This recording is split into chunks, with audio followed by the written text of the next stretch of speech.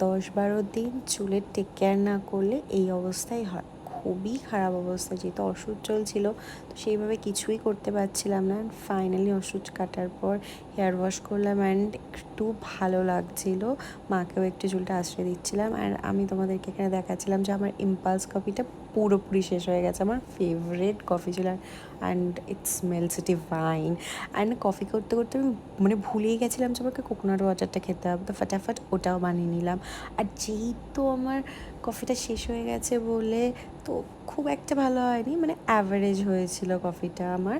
তারপরে মাকে একটু কিচেনে হেল্প করে দিচ্ছিলাম অ্যান্ড যেহেতু অনেক দিন আমি স্কিন কেয়ার করিনি, প্রপার কোনো ফেস প্যাক ফেস মাস্ক কিছু ইউজ করিনি, তাই একটু ভাবলাম বানাই, বৌদিকেও দিলাম।